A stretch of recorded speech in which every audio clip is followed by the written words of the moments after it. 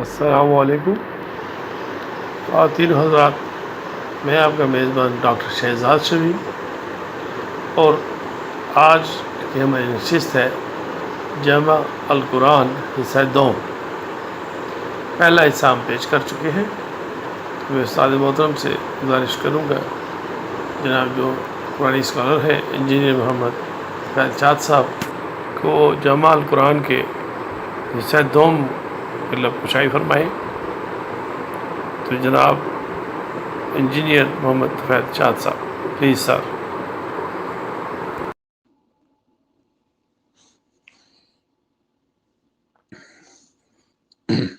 بسم اللہ الرحمن الرحیم۔ آج سپٹمبر کی 26 تاریخ ہے اور سن ہے 2022، دن ہے سوموار کا۔ تو حاضرین و سامعین السلام علیکم، میں ہوں محمد طفیل شاد۔ آج ہماری دوسری سیٹنگ ہے، دوسرا سیشن ہے جمع القرآن کا۔ پچھلے حصے میں ہم 7 پوائنٹ جو ہے نا جمع القرآن کے، ان کا ذکر کر چکے ہیں۔ آج اس کا 8واں پوائنٹ ہے، وہ یہ ہے کہ آپ رسول کریم خود بھی حافظ قرآن تھے اور آپ نے متعدد مزید حافظ قرآن بنائے بھی تھے۔ تو اس سلسلے میں رسول اکرم کے حافظے کی یہ کیفیت تھی کہ نزول وحی کے ساتھ ہی قرآن کریم آپ کو حفظ ہو جاتا تھا، جیسے کہ ارشاد باری ہے سَنُقْرِئُکَ فَلَا تَنْسَى 87/6۔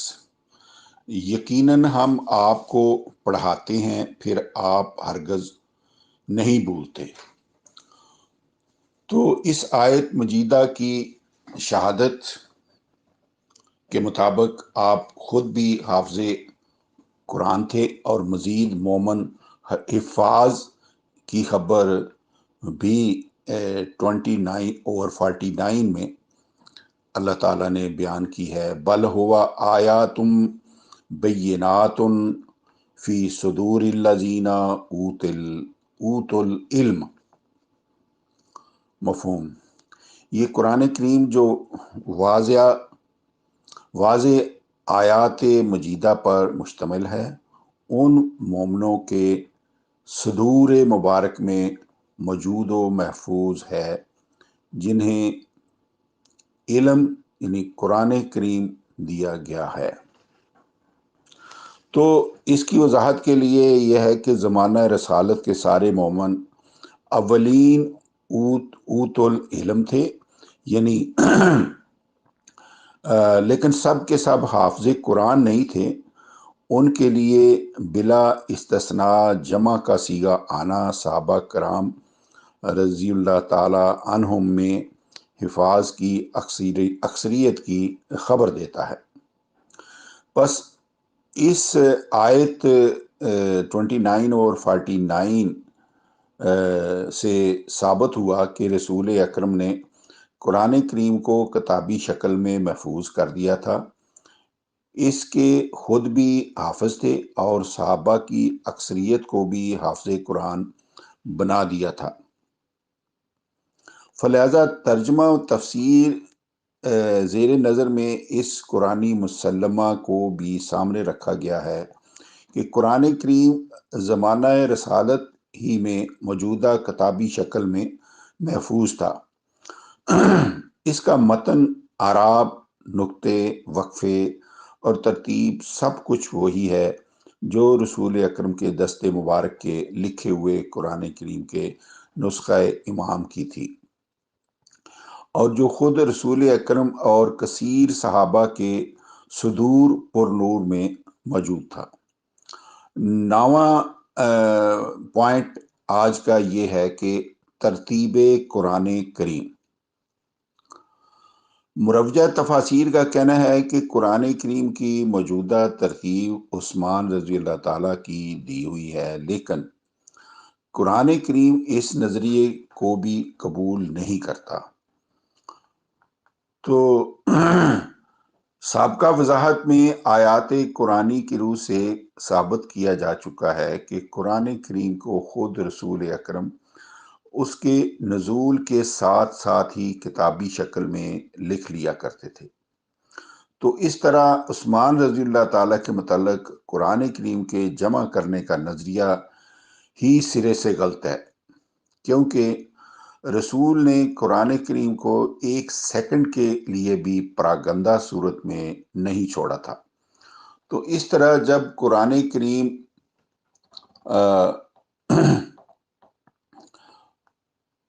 منتشر اور پراگندہ تھا ہی نہیں، تو عثمان یا کسی اور صحابی کے جمع کرنے کا تصور تک ختم ہو جاتا ہے۔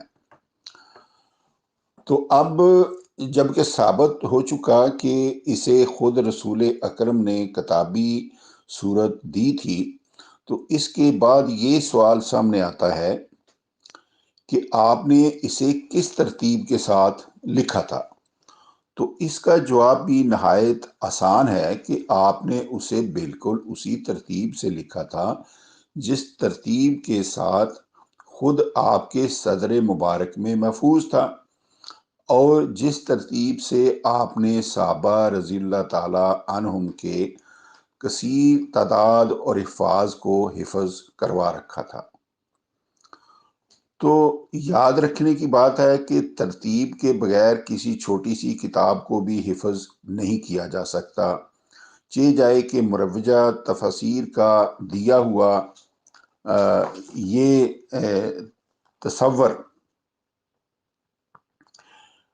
قبول کر لیا جائے کہ قرآن کریم رسول اکرم اور کثیر تعداد صحابہ کو حفظ بھی تھا اور بے ترتیب بھی تھا۔ العجب۔ 10واں پوائنٹ اس سلسلے میں یہ ہے کہ حفظ و ترتیب کا چولی دامن کا ساتھ ہے۔ تو جس حالت میں یہ امر مسلم ہے کہ ترتیب کے بغیر حفظ ممکن نہیں، اور یہ امر بھی مسلم ہے کہ رسول اکرم اور متعدد صحابہ حافظ بھی تھے، تو بصراحت ثابت ہو چکا کہ قرآن کریم کی ترتیب اس کے اولین حافظ خود رسول اکرم کے صدر مبارک میں بصورت حفظ موجود تھی۔ اسی ترتیب کو آپ نے کتابی صورت میں شکل مشہود لکھ کر محفوظ کیا۔ رسول اکرم کے صدر مبارک میں قرآن کریم کی ترتیب کس نے دی تھی؟ اس کا جواب جو ہے وہ آپ 33/11 میں وہ ملاحظہ فرمائیں۔ تو قرآن کریم آپ کی لکھی ہوئی کتاب ہے جس میں کوئی بڑے سے بڑا دشمن قرآن بھی زیر زبر تک میں تغیر و تبدل نہیں کر سکا، کیونکہ اس کی حفاظت کا ذمہ جو ہے خود اللہ تعالیٰ نے لے رکھا ہے۔ جیسے اللہ تعالیٰ نے فرمایا ہے 15/9 میں کہ اِنَّا نَحْنُ نَزَّلْنَا الذِّکْرَ وَإِنَّا لَهُ لَحَافِظُونَ۔ میں اس کو ریپیٹ کرتا ہوں، اِنَّا نَحْنُ نَزَّلْنَا الذِّکْرَ وَإِنَّا لَهُ لَحَافِظُونَ 15/9۔ تحفظ ناموس رسالت و صحابہ۔ روایات کا دیا ہوا یہ تصور کہ رسول مقبول نے اپنی زندگی میں قرآن کریم کو مرتب نہیں فرمایا تھا، بلکہ اسے آیت آیت کی صورت میں پراگندہ حالت میں چھوڑ گئے تھے، ناموس رسالت کو بہت بری طرح داغدار کرتا ہے کہ آپ کو جو ضابطہ حیات قیامت تک کی پوری نوع انسانی کے لیے دیا گیا تھا، آپ اس ضابطے کو اس پراگندہ حالت میں چھوڑ گئے۔ نعوذ باللہ، نعوذ باللہ۔ اسے آپ کے بعد صحابہ رضی اللہ تعالی عنہم کو مرتب کرنا پڑا، اور اس کے بعد پھر اس نظریے کی بدولت ناموس صحابہ بھی محفوظ نہیں، کیونکہ بقول روایات انہوں نے قرآن کریم کو اس طرح الٹ پلٹ کر رکھ دیا کہ جو آیت سب سے پہلے نازل ہوئی تھی اسے 30ویں پارہ میں رکھا، اور جو سب سے آخر پر اتری تھی اسے کتاب کے ابتدائی حصے میں رکھا، یا پھر معاذ اللہ نہ اعراب نہ نقطے، یعنی صحابہ رضی اللہ تعالی عنہم کے مرتب کردہ نسخہ ہائے قرآن کریم کے الفاظ پر نہ صرف یہ کہ زیریں زبریں نہیں تھی بلکہ نقطے بھی نہیں تھے۔ دوسری طرف بخاری شریف میں مذکور ہے کہ رسول اکرم سلام علیہ کا ارشاد ہے کہ قرآن کریم 7 قرتوں میں نازل ہوا ہے، یعنی اس کی 7 قسم کی زیریں زبریں نازل ہوئی تھی، نعوذ باللہ۔ 11واں نقطہ جو زیر بحث آنا چاہیے وہ یہ ہے کہ قرآن کریم کی ابتدا کہاں سے ہوئی؟ روایات کا کہنا ہے کہ سب سے پہلے سورہ علق کی ابتدائی آیات کریم کا نزول ہوا تھا، چنانچہ بخاری شریف مطبوعہ قرآن محل کراچی جلد اول کی کتاب الوحی صفحہ نمبر 81 پر حارث بن حشام کی روایت درج ہے کہ انہوں نے رسول اللہ سے دریافت کیا کہ آپ کے پاس وحی کس طرح آتی ہے، تو رسول اللہ نے فرمایا کبھی میرے پاس گھنٹے کی آواز کی طرح آتی ہے اور مجھ پر بہت سخت ہوتی ہے، تو نمبر 2، اور جب میں اسے یاد کر لیتا ہوں تو تیسرا پوائنٹ جو اس نے کہا تو وہ حالت مجھ سے دور ہو جاتی ہے۔ عائشہ رضی اللہ تعالی عنہا نے بیان کیا کہ میں نے سخت سردی کے دنوں میں آپ پر وحی نازل ہوتے دیکھا، پھر جب وحی موقوف ہو جاتی تو آپ کی پیشانی سے پسینہ بہنے لگتا۔ تو یہ 4 پوائنٹ ہیں۔ آگے بڑھنے سے پہلے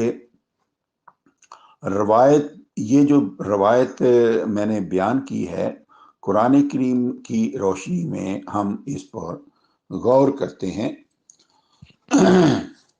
نمبر 1، 2/97 میں ارشاد ہوا ہے فَإِنَّهُ نَزَّلَهُ عَلَىٰ قَلْبِكَ، پس بلا شبہ جبریل ایک مخصوص ملک جو انبیاء سلام علیہم پر صحف ربانی پہنچانے کے لیے مقرر کیا گیا تھا، قرآن کریم کو آپ کے قلب اطہر پر نازل کرتا تھا، لیکن گھنٹے کی آواز کانوں سے سنی جا سکتی ہے،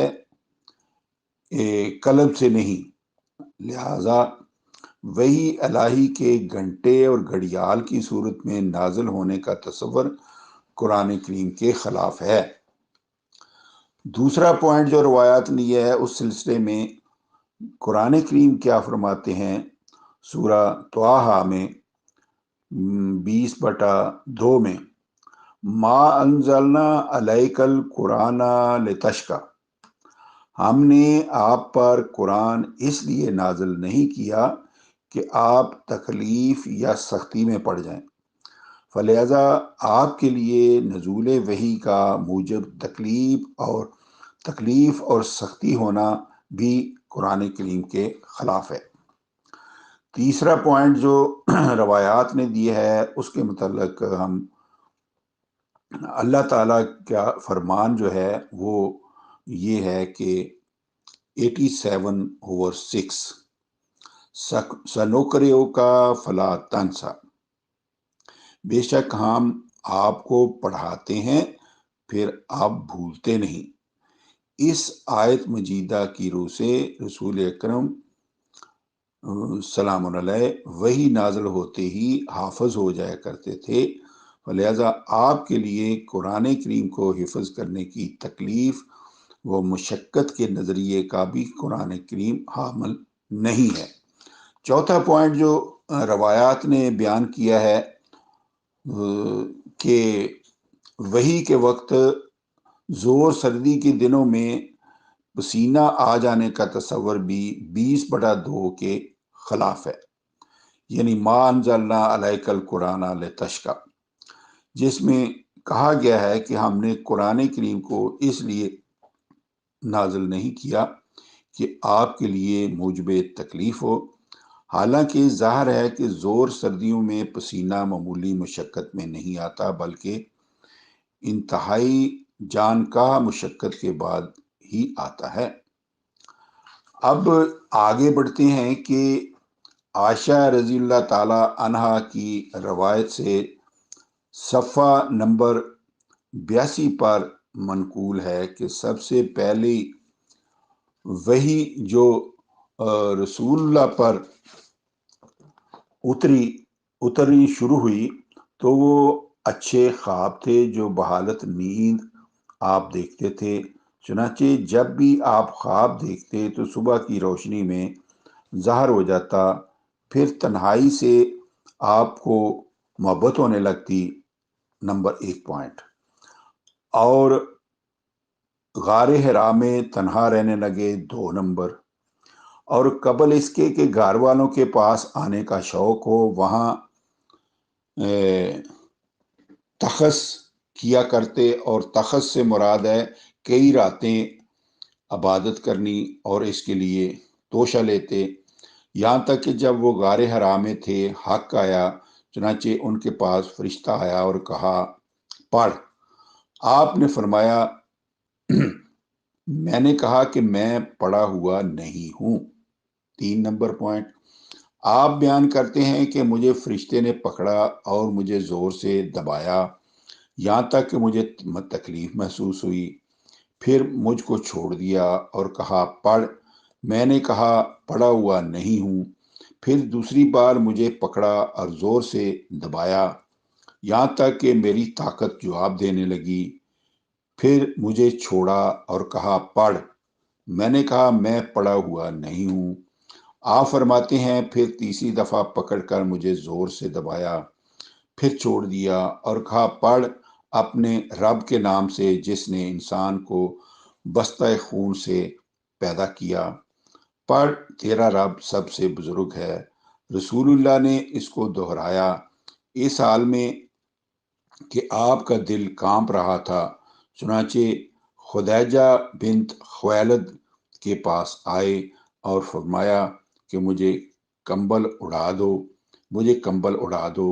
تو لوگوں نے کمبل اڑا دیا یہاں تک کہ آپ کا ڈر جاتا رہا۔ خدیجہ سے سارا واقعہ بیان کیا کہ مجھے اپنی جان کا ڈر ہے۔ خدیجہ نے کہا ہرگز نہیں، اللہ کی قسم اللہ تعالیٰ آپ کو کبھی بھی رسوا نہیں کرے گا، آپ تو صلہ رحمی کرتے ہیں، ناتوانوں کا بوجھ اپنے اوپر لیتے ہیں، محتاجوں کے لیے کماتے ہیں، مہمان کی مہمان نوازی کرتے ہیں اور حق کی راہ میں مصیبتیں اٹھاتے ہیں۔ پھر خدیجہ آپ کو لے کر ورقہ بن نوفل بن اسد بن عبد العزا کے پاس لے گئیں جو خدیجہ کے چچا زاد بھائی تھے۔ اب اس میں جو 1 اور 2 نمبر اس روایت سے غار حرا میں خلوت گزینی کا نظریہ آپ کی طرف رہبانیت پسندی کا انتساب کرتا ہے، جو آپ پر بہتان محض ہے، کیونکہ آپ کی قبل نبوت کی زندگی کے متعلق سورہ نجم میں بتایا گیا ہے کہ ما ضل صاحبکم وما غوی، 53/2، لوگوں آپ کا ساتھی نہ گمراہ ہوا ہے نہ بہک گیا ہے۔ اس آیت سے ثابت ہوتا ہے کہ آپ نوع انسانی کے دکھ سکھ کے ساتھی تھے، اور یہ ساتھ کنجے تنہائی میں بیٹھنے کا نام نہیں، معاشرہ کے دکھیا انسانوں کی خدمت کرنے کا نام ہے۔ آپ کی صحیح تعریف تو روایت بالا کے الفاظ میں بھی موجود ہے کہ آپ کنج تنہائی میں بھی رہبانیت کے عامل نہیں تھے، بلکہ صلہ رحمی فرماتے تھے، ناتوانوں کے بوجھ اٹھاتے تھے، محتاجوں کے لیے کماتے اور مہمانوں کی مہمان نوازی فرماتے تھے۔ ظاہر ہے کہ یہ اعمال کسی کنج تنہائی میں سر انجام نہیں دیے جا سکتے، بلکہ معاشرہ میں ناتوانوں اور محتاجوں کی شبانہ روز خدمت کرنے سے انجام پذیر ہوتے ہیں۔ تو جمع القرآن کے سلسلے میں آج کی جو دوسری محفل ہے اس میں اتنا ہی۔ تو اگلی محفل میں انشاءاللہ جو باقی پوائنٹ رہ گئے ہیں ہم ان کو ڈسکس کریں گے۔ تو وما علینا الا البلاغ، فی امان اللہ۔ مجھے امید ہے کہ سامعین کرام جو ہے اس کو بغور سن رہے ہوں گے۔ تو انشاءاللہ اگلی محفل میں اللہ حافظ۔ اسی کے ساتھ ہی آج کی نشست جمع القرآن حصہ دوم اپنے اختتام کو پہنچی۔